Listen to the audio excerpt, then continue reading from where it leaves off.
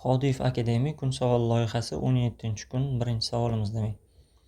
Xo'p, surati alohida yig'indi, mahraji alohida yig'indi. Birinchi bo'lib suratini hisoblab olamiz demak. Surat uchun AN'imiz 1 qo'shilgan 2 qo'shilgan va hokazo qo'shilgan n ga teng. Bu ham soddalashtirilsa n kira n qo'shilgan 1 taqsim 2 ni beradi. AN ni o'zini yozib olsak, demak 1 taqsim 2 n kvadrat qo'shilgan n ni berar ekan. Summa ko'rinishida yozsak, ya'ni hozir biz n'inchi hadini ochib chiqdik. A1 ni topmoqchi bo'lsak, n o'rniga 1 ni qo'yamiz. A2 ni topmoqchi bo'lsak, n o'rniga 2 ni qo'yamiz va hokazo. Mana shunday qilib qo'shib chiqqan holatimizda, demak A1, A2 va hokazo AN'imiz teng bo'ladi 1 taqsim 2 n kvadratni o'rniga 1 dan n gacha bo'lgan sonlar qo'yiladi. Demak 1 ni kvadrati, 2 ni kvadrati va hokazo n ni kvadrati qo'shilgan 1 taqsim 2 kara 1 plus 2 plus va hokazo n. Xo'p, buni soddalashtirsak 1 taqsim 2 umumiy tashqariga olib chiqsak bo'lar ekan. Demak n kara n plus 1 2n plus 1 taqsim 6 formulani beradi. Ikkinchisi n kara n plus 1 taqsim 2 formulani beradi. Demak umumiysini tashqariga olib chiqsak n kara n plus 1 taqsim 4 tashqariga chiqar ekan. Demak 2n plus 1 taqsim 3 qo'shilgan 1 bo'ladi. Buni ham soddalashtirsak n kara n plus 1 2n plus 2 bo'ladi. Bundan 2 ni tashqariga olib chiqsak n plus 2 qolar ekan. Demak taqsim 6.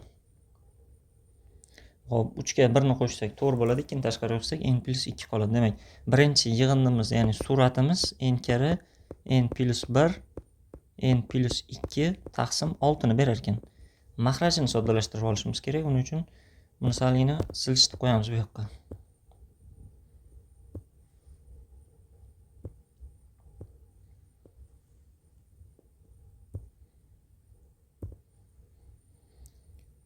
Mahraji sal osonroq soddalashadi. Shuning uchun kamroq joy ham yetarli bo'ladi demak bizga. Xo'p, bunda ham AN'imiz, mahrajimiz 1 taqsim 1 dan n gacha bo'lgan yig'indi n kara n plus 1 taqsim 2 ni beradi. Buni soddalashtirsak 2 ni tashqariga olib chiqsak 1 taqsim n kara n plus 1 bo'ladi. Ikkita mahrajli qilib yozib olsak 2 kara 1 taqsim n minus 1 taqsim n plus 1 bo'ladi. Endi umumiy yig'indimiz, mahrajimizni yig'indisi demak s endi belgilasak 1 dan n gacha bo'lgan sonlarni qo'yib chiqamiz. 2 kara 1 taqsim 1 minus 1 taqsim 2 plus 1 taqsim 2 minus 1 taqsim 3 va hokazo 1 taqsim n minus 1 taqsim n plus 1 bo'ladi. Hop, birinchisi bilan oxirgisi qoladi, qolganlar soddalashib ketadi. Demak n taqsim n plusdan 1 qolar ekan. Bu ham 2n taqsim n plusdan 1 ni beradi. Hop, e'tibor bersak bu mahrajda turibdi. Endi buni soddalashtirishimiz kerak o'rniga qo'yib. 2n taqsim n plus 1. Hop, buni soddalashtiradigan bo'lsak n'lar qisqarib ketadi. N plusdan 1 ning kvadrati ko'paytirilgan n plusdan 2 taqsim 12 hosil bo'lar ekan. Demak bu yerda B kaltimiz to'g'ri bo'ladi. Keyingi misolimiz. Konusga silindr ichki chizilgan bo'lsa, konus hajmini silindr hajmiga nisbatini toping. Hop, bu yerda ishlatishimiz uchun nisbat berilgan. Demak yon tomonini 2/1 nisbatda bo'lar ekan. Asosidan boshlab hisoblaganda radiusi bilan balandliklarni o'tkazib olamiz demak.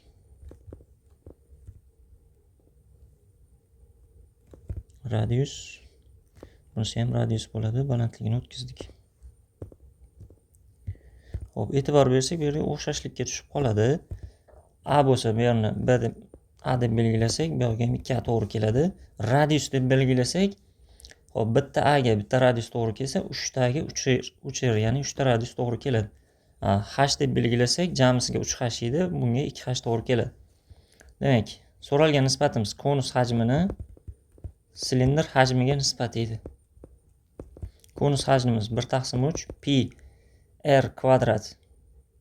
Radiusimiz 3r ga teng. Demak 3r ni kvadrati ko'paytirilgan h'imiz 3h ga teng.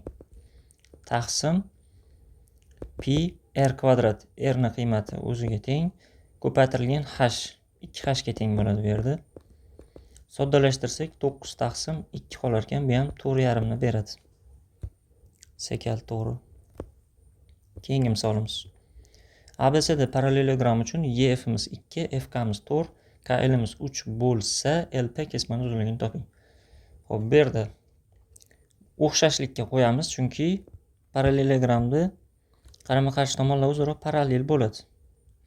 Shuni xulosa qilsak, bu yerdagi F, A, K uchburchagimiz bilan C, K, L uchburchaklarimiz o'xshash.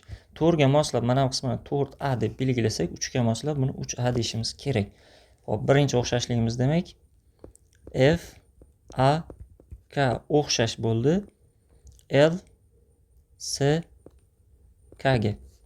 Hop, ikkinchi o'xshashligimiz demak bu yerda Y, C, K bilan o'xshash bo'ladi. P, A, K'miz. Hop, ikkinchi nisbatimizni topib olsak, mos tomonlar nisbati 3A ni 4A ga nisbati teng bo'lar ekan 2 qo'shilgan 4 ni 3 qo'shilgan x ga nisbatiga. A'lar qisqarib ketsa, demak 3 ko'paytirilgan 3 qo'shilgan x'imiz teng bo'lar ekan 4 ko'paytirilgan 2 plyusdan 4 ga. Buni formula sifatida yodlab qolsak ham bo'ladi, har safar o'xshashlikni qo'llamasdan. Demak, 3 ko'paytirilgan jamisi 4 ko'paytirilgan jamisi bo'lib qolar ekan. Soddalashtirsak, demak 6 2x 2 qoladi 8. 3 qo'shilgan x'imiz demak 8 ga teng. Bundan x'imizni 5ligi kelib chiqadi. A kaltimiz to'g'ri. Hop, shu bilan 17-kun savollarimiz yakuniga yetdi.